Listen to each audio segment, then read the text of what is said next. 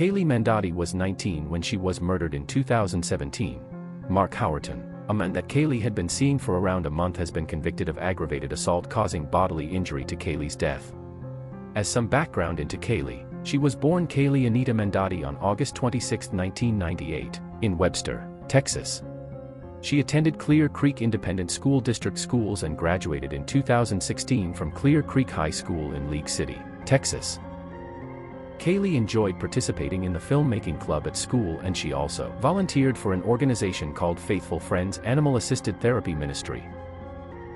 After she graduated high school, she attended Trinity University in San Antonio. She was on the cheerleading team there and was also part of the Chi Beta Epsilon sorority. Cayley's family says she had blossomed into a beautiful young woman, inside and out. They have also said that her life was joyful and full of love, beauty, compassion, and intelligence. Early in 2017, Cayley met Mark Howerton. She was dating another man, Jet Burcham, and it seems like they broke up around August 2017. In early October, Cayley and Mark started dating. Jet would later tell police that Cayley had told him about Mark's violent tendencies. In September 2017, Mark allegedly trashed Cayley's dorm room. She also told Jet that Mark had slammed her head into the passenger side window of his car. Cayley's sorority sister Dominique Hussein would tell police that Mark was initially really nice to Cayley. She confirmed though that he did trash her dorm room and that he also threatened to throw Cayley off a balcony. Dominique told police that she believed Mark used and dealt steroids because roid rage was his excuse for trashing the room. Dominique also told police that Cayley said she was really scared of Mark. Another sorority sister, Ariana Conway, told police that she had seen bruises on Cayley's legs. When Ariana asked Cayley what happened, Cayley told her that Mark had inflicted the bruises. Ariana also told police about the incident where Cayley's head was slammed into the car window. Ariana told police about another incident where Mark took Cayley's phone. Ariana went with her to get it back and said that Mark was very aggressive. He took a gun out of the glove box, waved it around, and threatened to shoot some of Jet's friends. Cayley's roommate Morgan Sampson confirmed that Cayley's room had been trashed by Mark during a roid rage incident. She also told police that Mark had aggressively grabbed Cayley on her arm and had pushed her against a brick wall during an argument. Morgan tried to FaceTime Cayley on October 29, 2017. Mark answered the phone from inside a car and told Morgan that Cayley couldn't talk and hung up on her. On that day, Mark and Cayley were attending the Mala Luna festival. The couple had been partying for 2 days at that point, according to Mark. He said they had both taken Molly. Mark has said that the couple got into an argument and they left the festival to discuss their disagreement in the car. CBS says the argument they got into was about Cayley's feelings for Jet, her ex. Mark said, "I was pretty much saying, you need to get over this dude. He ain't worth your time. Your friends are fake as. I was just telling her all this. I was trying to get it through her head." Mark's version of events is that Cayley agreed to go to Houston with him that night. He said that she agreed to drop out of college to be with him and that she said he was her soulmate. Cayley had no belongings with her except for leggings, panties, and shoes. Mark said that he told Cayley he was going to buy her everything she needed. He then said they started to drive to Houston but stopped at a Valero gas station just outside San Antonio. He said that he and Cayley had make-up sex in his car. He told police that the sex was consensual but it was rough and included hair pulling, light choking, and scratching. He told police that Cayley already had some bruises on her neck at that time, I assume from former sex. Mark said that Cayley said she did not feel well after sex and that she did not put her clothes back on. He said she passed out in the passenger seat and began to snore. Mark said that he continued driving to Houston. Just before they got to Luling, Texas, he said he noticed that Cayley had stopped breathing. He said he attempted to give her CPR before taking her to hospital. Cayley arrived at Luling Hospital and was unresponsive. She was nude from the waist down, was covered in bruises, and was bleeding from her vagina. After Cayley was admitted, authorities called her mother and stepfather. Her stepfather Lawrence Baitland spoke of finding out about her injuries. "Your daughter's been involved in some incident, and she has been life-flighted to Kyle, Texas." Mark was photographed after he got to the hospital and his knuckles appeared to be red. He also had scratches on his forearms. Cayley's friend Taylor Clement told CBS about how she realized something had happened to Cayley. They had been friends since 9th grade and had a Snapchat streak going. Every single day, she was much more of a morning person. So I would get my first thing in the morning. I didn't get a Snapchat at 8 a.m. like I usually do. That's actually how I knew something was wrong. As I'm working in the library, it's in the back of my head, like, I haven't heard from her. On October 30th, tests showed that Cayley had no brain activity and her brain damage appeared to be too extensive for her to recover from. Her mother Allison spoke about seeing her in the hospital room. I saw my daughter's body smashed. Lawrence said, I could see that she was on a ventilator, and my heart just stopped, and I knew that it was bad. The following day, October 31st, Cayley was taken off life support and was declared dead. Cayley had previously requested that her organs be donated to help others. As she was taken to surgery for that procedure, her parents said goodbye. Allison said, it was very emotional. But, of course, we didn't want to let her go, but this is what had to be. Police started looking into Cayley and Mark's relationship. They spoke to Mark's friend, Michael Goodwin, who said that Mark was not the type to want a girlfriend. He also said that he had heard from several people that Mark was abusive towards Cayley. Cayley's parents have spoken about her feelings for Jet. Cayley at the time was very much in love with the only serious boyfriend she had ever had. His name was Jet Burcham. What she told me was, I don't know that he wants a serious relationship, and she did. Mark got an attorney, John Hunter, and he had some things to say about Cayle and Mark's relationship. I think that they're both very beautiful people, and I think that that was the primary attraction. I think that there were problems with her relationship with Jet, and Mark was offering an alternative to that. An autopsy was conducted on Cayley on November 3, 2017. The medical examiner found bruising on her face, ear, and mouth. Mark's explanation for these injuries was rough sex, but the medical examiner suggested it was due to blunt force. Cayley's labia was swollen and scratches and abrasions were surrounding her vagina. Cayley also had a hematoma on her brain. The medical examiner confirmed that her cause of death was blunt force trauma to the head. There were multiple blunt force injuries to Cayley's head, face, and mouth. MDMA was also found in her system. The only areas of her body without injury were her back and the back of her legs.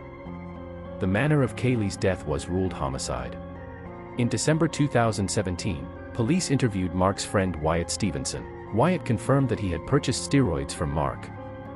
Mark also contacted Wyatt at one point after Cayley died and said that he had researched what can cause a subdermal hematoma and suggested that syphilis or extreme alcoholism could also be a cause. Police also interviewed Mark's friend Landon Suggs. Landon told them that he had bought steroids from Mark and that he knew Mark was selling them to other people. Landon told police that Mark said he wanted to kill himself after he trashed Cayley's dorm room. He also admitted that he was on steroids at the time that he trashed it. Landon saw Cayley and Mark at the festival they were at and said they were both drugged out. Mark told Landon that he had lied to the police and that he had choked and slapped Cayley during sex. Mark also told Landon that police had not taken his burner phone when they were at the hospital in Luling, Texas, and that he had been able to hide it in a plant. On February 26, 2018, Mark was arrested and charged with murder and aggravated sexual assault. He was released on Thursday, March 1 on $225,000 bail. Cayley's mother Allison thanked the police at the time. The family of Cayley Mandadi thanks the Texas Rangers for their diligent work in bringing appropriate criminal charges against Cayley's alleged killer. We thank Her Honor Beth Smith of Hays County, Texas for her integrity and support during this unbelievably difficult process. We remain utterly devastated by the loss of Cayley. We ask people of faith to pray for her family, friends, and for justice in this case, Allison wrote. Mark went to trial for Cayley's death in December 2019. He pleads not guilty. Many thought it would be an open and shut case, but it was anything but. His attorney John Hunter claimed there were mistakes made in the investigation and that the bruising she had was not from John but from hospital staff as they rendered life-saving measures such as CPR.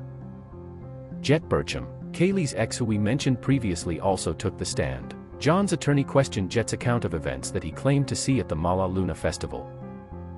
Jet did confirm that what he initially told police was different from the testimony he gave to a grand jury and the testimony he was currently giving.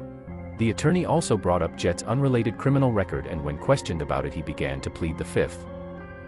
It seems like one of the turning points in this trial was the appearance of Dr. William Anderson, a forensic pathologist and former medical examiner. Dr. Anderson argued that a large amount of Cayley's bruising was caused in part by resuscitation efforts at the hospital and the organ donation process. Jury deliberations began after more than a week of testimony. The jurors deliberated for more than 2 days and they still couldn't agree on a verdict. The trial ended in a mistrial. Judge Raymond Angelini, reading note, after careful deliberation and discussion, unfortunately, we cannot come to a unanimous decision. Ladies and gentlemen of the jury, I am declaring a mistrial. Prosecutor Alexandra Crenshaw and David Lunnan spoke about Dr. Anderson's testimony. I was not prepared for Dr. Anderson to testify, to what he testified to. They'd been stunned by his claims that Cayley had a skull fracture, and her bruising was caused in part by the organ donation process. Peter Van Sant from CBS asked, "So, do you find this notion that organ harvesting caused these bruises to be absurd?" David Lunnan, absurd. In this instance, it's absurd. Before his second trial was to resume, the attorney filed a writ of habeas corpus, seeking to dismiss the indictment. In an August 2021 interview with the Express News, the attorney accused assistant district attorneys trying the case of prosecutorial overreach when they seated a witness whom they knew had lied in 2 police reports and in prior sworn testimony before a grand jury. John also stated in the writ that trying his client again would be double jeopardy. A 3-judge panel of the 4th Court of Appeals in San Antonio denied the appeal on June 15, 2022. Cayley's parents decided to investigate further for themselves before the next trial. They set out to find out more information about what happened in the car that night. Lawrence said, "I spent hours and hours, studying autopsy photos, and I fixated on one of the autopsy photos that showed an impact on Cayley's head, right in front of her ear. The photo of a small dot above Cayley's right ear. Other photos show deep bruising above Cayley's left ear, like the one described by the medical examiner in the first trial.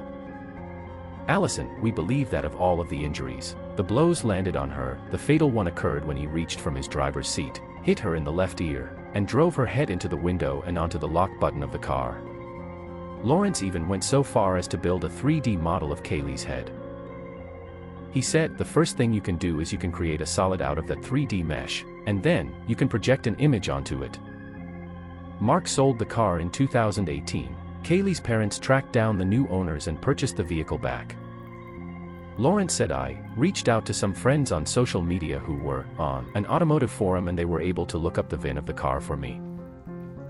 At first, the new owner was hesitant to sell Lawrence the car, but after learning about Mandadi's story, he agreed. Lawrence said driving the car home was torturous but necessary for their investigation. "We had to have the vehicle to show how she was assaulted." Allison and Lawrence commissioned a reenactment video of what they believe happened in the car. Using evidence photos, they focused on every little detail, including what Mark and Cayley were wearing and what items were in the back seat. They even hired actors similar in size and weight to them. The second trial date was set for May 23, 2023. While waiting for trial, Mark was still making posts on social media like, "Come at me legally, I'll beat you," showing little remorse. Wow. 75% of people think I'm guilty. That just means 75% of people in the world can suck my penis. By this point, Mark had another attorney, as well as John Hunter, named Hallie Pease. She spoke about his posts he was using social media as an outlet to relieve some of the tension. When the trial was due to start, the judge allowed the video reenactment of the car to be shown in court. If this happened though, the parents would have been witnesses and that meant they would be unable to sit in the trial. They decided to withdraw the video. During the first trial, jurors had only one charge to consider, felony murder.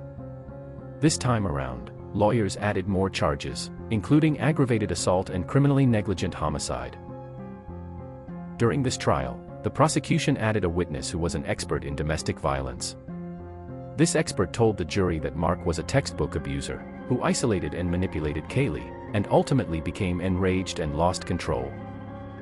Dr. William Anderson was due to appear again for the defense, but the prosecution was ready this time. Prosecutor Alessandra Crenshaw said, "They realized that we were going to be more than prepared to shoot down all those claims that he had made in the first trial." John Hunter rebutted saying, "I didn't need to fight about the skull fracture. The defense ended up resting without any testimony from Dr. Anderson. Lawrence spoke about that moment. It was a shock. You could hear a gasp in the courtroom. When the jury returned to the courtroom, their first verdict was that Mark was not guilty of murder. John Hunter, the two most beautiful words in the English language, are not guilty. Allison Steele, my heart sank when we heard not guilty of the murder. Mark was convicted though of aggravated assault causing serious bodily injury. David Lunnan, everyone was hugging each other and expressing their relief that Mark Howerton was going to prison. Allison Steele, I turned to my left and 8 sheriff officers had assembled to take him to jail. 8, so, that was their way of saying, we're here for you, cries, so, that was a nice moment to see that. Mark was sentenced to the maximum, 20 years in prison. He will be eligible for parole in 2033. What did you think about this story? Was it shocking, emotional, or mysterious? We'd love to hear your thoughts in the comments below. Also, let us know what kind of crime stories you want to see next, unsolved mysteries, historical crimes, or something else. Don't forget to like the video, leave a comment, share it with others who love true crime, and most importantly, subscribe to The Dark Unknown for more gripping stories every week. Thanks for watching. Stay curious, and stay safe.